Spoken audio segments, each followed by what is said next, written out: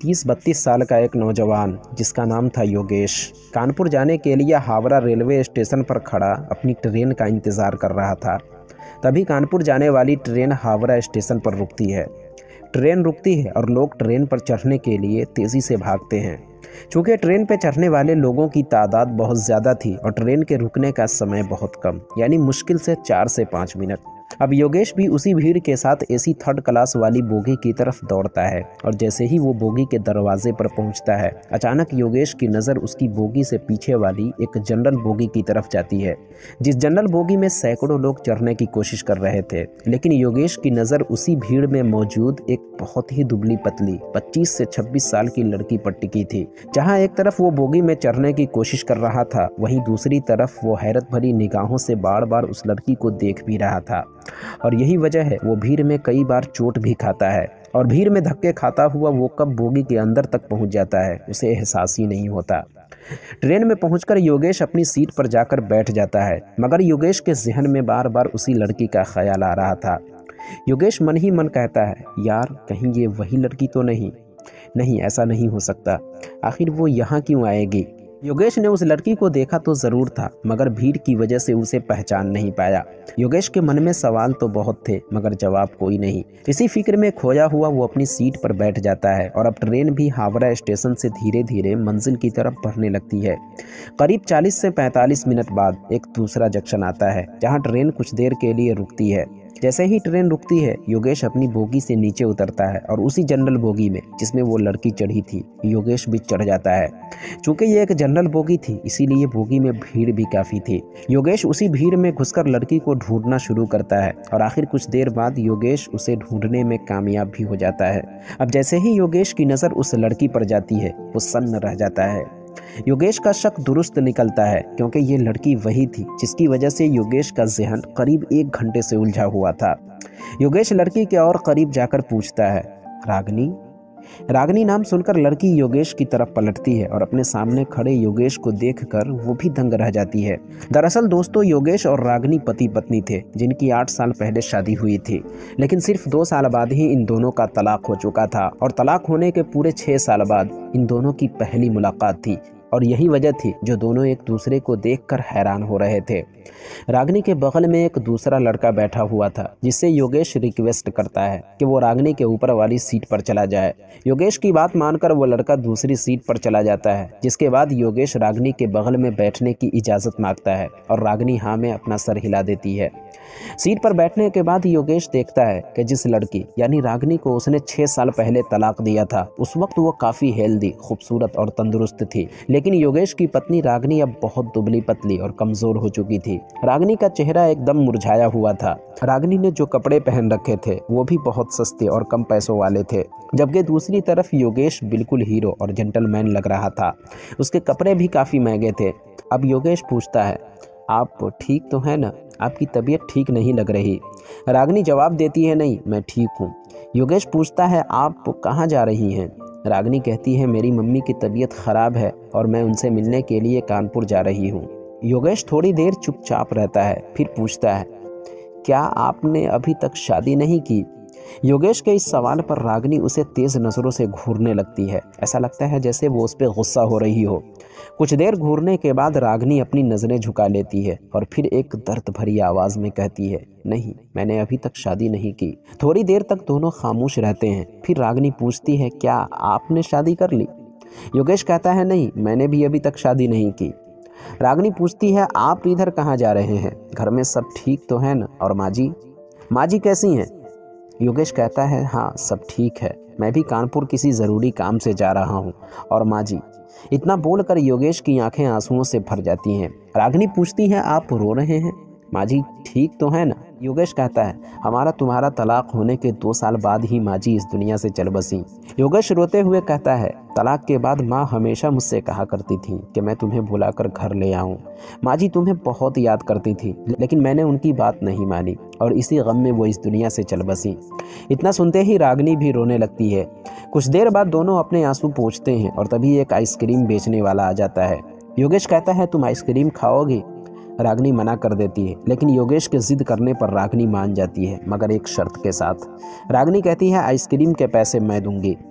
दोनों आइसक्रीम खाते हैं। रागिनी आइसक्रीम के पैसे देती है। तब तक रात भी हो चुकी थी, ठंड का मौसम था। रागिनी अपने बैग से एक कंबल निकाल कर अपने पाँव पर डाल लेती है। क्योंकि योगेश का टिकट 3rd क्लास AC का था, इसीलिए उसके पास कंबल वगैरह नहीं था। जब उसे ठंड लगती है तो रागिनी कंबल का एक सिरा योगेश की तरफ बढ़ा देती है। अब योगेश भी कंबल ओढ़कर सीट पर बैठ जाता है। रागिनी कहती है मैं एक प्राइवेट स्कूल में पढ़ाती हूँ, जहाँ 10,000 रुपये मुझे हर महीने मिल जाते हैं, जिससे मेरा गुजर बसर हो जाता है। योगेश कहता है अगर आप तलाक के समय 30 लाख रुपये ले लिए होते तो शायद आज आपका अपना स्कूल होता।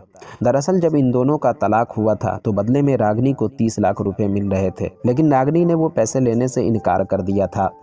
रागिनी कहती है अगर मैं वो पैसे ले लेती और अपना खुद का स्कूल बना लेती, लेकिन मेरा ज़मीर मुझे हमेशा यही कहता कि रागिनी तू आज भी उसी के पैसों पे पल रही हो। योगेश इतना सुनने के बाद और भावुक हो जाता है। फिर योगेश कहता है मैंने अब शराब पीना भी छोड़ दिया है और आज के बाद मेरी ज़िंदगी का एक ही मकसद है कि मुझसे कभी किसी को कोई तकलीफ़ ना हो। दरअसल तलाक से पहले योगेश बहुत शराब पीता था। योगेश रात को जब भी शराब पी कर आता तो रागिनी को बहुत टॉर्चर करता, उसे बेवजह मारता पीटता, और इसलिए महज 2 साल बाद ही इन दोनों का तलाक हो गया था। योगेश कहता है मैंने आप जैसी पत्नी को छोड़कर बहुत बड़ी गलती कर दी, हो सके तो मुझे माफ़ कर दीजिएगा। रागिनी कहती है शायद आपको नहीं पता, लेकिन आपकी वजह से हमारे 2 बच्चे नुकसान हो गए। अगर आप मेरे साथ ऐसा नहीं करते तो शायद हमारे दोनों बच्चे जिंदा होते। यही सब बातें हो ही रही थी, तभी रात के 1 बजे कानपुर स्टेशन आ जाता है। योगेश पूछता है आप उधर से लौटेंगी कब? रागिनी कहती है परसों सुबह 8 बजे। योगेश कहता है मैं आपका सुबह 8 बजे इंतज़ार करूंगा। रागिनी कहती है इसकी कोई ज़रूरत नहीं, मैं चली जाऊंगी। योगेश कहता है आप टिकट मत लेना, मैं टिकट लेकर आपका इंतज़ार करूंगा। रागिनी बिना कुछ बोले प्लेटफॉर्म से बाहर निकलती है और एक टैक्सी में जाकर बैठ जाती है। योगेश भी धीरे धीरे रागिनी के पीछे जाता है, मगर जब तक टैक्सी चल पड़ती है योगेश भी एक दूसरी टैक्सी में बैठकर चला जाता है। अगले रोज़ योगेश अपने सारे काम निपटा लेता है। इधर रागिनी भी अपनी माँ से मिलकर कानपुर स्टेशन के लिए निकल पड़ती है। उधर योगेश ठीक सुबह 8 बजे कानपुर स्टेशन पहुँच जाता है। आगरा जंक्शन के लिए 2 टिकट खरीद कर प्लेटफॉर्म पर ही रागिनी का इंतज़ार करने लगता है। 8 से 9, 9 से 10 बज जाते हैं, लेकिन रागिनी का कोई अता पता नहीं। योगेश सोचता है शायद रागिनी नहीं आएगी। आगरा जाने वाली ट्रेन प्लेटफॉर्म नंबर 1 पर आकर खड़ी हो जाती है, जो कानपुर स्टेशन से 10:30 बजे खुलने वाली थी। तभी योगेश देखता है कि रागिनी ट्रेन पकड़ने के लिए प्लेटफॉर्म पर आ रही है। योगेश दौड़कर उसके पास जाता है और कहता है मैंने टिकट ले लिया है, प्लीज़ मना मत करना। रागिनी और योगेश ट्रेन में चढ़ जाते हैं। 8 से 10 घंटे का ये पूरा सफ़र था, पर इस बार रागिनी को हावड़ा स्टेशन से अगली वाली स्टेशन पर उतरना था, क्योंकि जाते समय रागिनी हावड़ा किसी ज़रूरी काम से आई थी, इसलिए उसने यहीं से ट्रेन पकड़ लिया। योगेश पूछता है माँ की तबीयत कैसी है? रागिनी कहती है हाँ ठीक है, डॉक्टर ने दवाई दे दी है, कुछ दिनों में ठीक हो जाएंगी। योगेश पूछता है अगर बुरा न माने तो एक बात पूछूं, आपने अब तक शादी क्यों नहीं की और आगे क्या ख्याल है? रागिनी कहती है मुझे इस शादी नाम से नफरत हो गई है, मर्द ज़ात से मेरा भरोसा उठ गया है। योगेश कहता है मैं मानता हूँ जो सलूक मैंने आपके साथ किया उससे आपका नाराज़ होना लाजमी है, लेकिन सारे मर्द एक जैसे नहीं होते और आपको छोड़कर मैं खुद कितना दुखी हूँ, शायद मैं आपसे कहूँ भी तो आप यकीन नहीं करेंगे, और यही वजह है कि मैंने अभी तक शादी नहीं की, हालांकि मेरे पास पैसे की कोई कमी नहीं है। कुछ देर दोनों खामोश रहते हैं। फिर योगेश कहता है कि अगर आप बुरा न माने तो क्या अब हम दोनों एक नहीं हो सकते? क्या एक बार आप मुझ पर भरोसा कर सकती हैं कि आप मेरे साथ मेरे घर चल सकती हैं? मैं आपसे वादा करता हूँ आपको कभी दुखी नहीं करूँगा, अपनी जान से बढ़कर आपको चाहूँगा, आपको वो हर खुशी दूंगा जो आप चाहेंगी। अब फिर से हम दोनों अपनी ज़िंदगी की नई शुरुआत करेंगे, फिर से हमारे बच्चे होंगे जो तुम्हारी गोद में खेलेंगे, बस एक मौका मुझे दे दो। इतना कहते योगेश बहुत ज़्यादा रोने लगता है। योगेश कहता है अगर सुबह का भूला शाम को घर लौट जाए तो उसे भूला नहीं कहते, अब भी देर नहीं हुई है। रागिनी कहती है नहीं योगेश, अब ऐसा नहीं हो सकता, मैं अकेली और इस तन्हा ज़िंदगी से बहुत खुश हूँ। योगेश उसे समझाने की बहुत कोशिश करता है, लेकिन रागिनी योगेश की बात नहीं मानती और तभी हावड़ा स्टेशन आ जाता है। योगेश आखिरी बार रागिनी को हसरत भरी निगाहों से देखता है अब दूसरे लोगों के साथ योगेश भी ट्रेन से उतर जाता है। योगेश ट्रेन से उतरकर टैक्सी पकड़ने के लिए बाहर निकलता है। योगेश काफ़ी दुखी और इमोशनल था। वो बार बार रागिनी के बारे में सोचकर परेशान हो रहा था। उसे अपनी गलती का एहसास हो चुका था। योगेश अब टैक्सी के पास पहुंचने ही वाला था, तभी उसे पीछे से एक जोर का धक्का लगता है। ऐसा लगता है जैसे पीछे से उसे कोई मारने की कोशिश कर रहा हो। योगेश पीछे पलटकर देखता है तो उसकी आंखें फटी की फटी रह जाती हैं। योगेश देखता है कि रागिनी ने योगेश को पीछे से पूरी ताकत से पकड़ रखा है।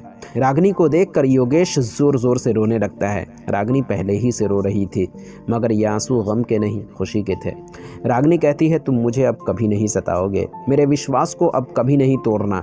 योगेश हाँ में सर हिला देता है और फिर रागिनी पूरे 6 साल बाद एक बार फिर सुहागन बनकर अपने पति के घर लौट जाती है। दोस्तों, उम्मीद है ये कहानी आपको पसंद आई होगी। अगर पसंद आई तो ऐसे ही और भी वीडियोस देखने के लिए चैनल को ज़रूर सब्सक्राइब करें। मिलते हैं किसी नई वीडियो के साथ, जब तक के लिए अपना ख्याल रखें।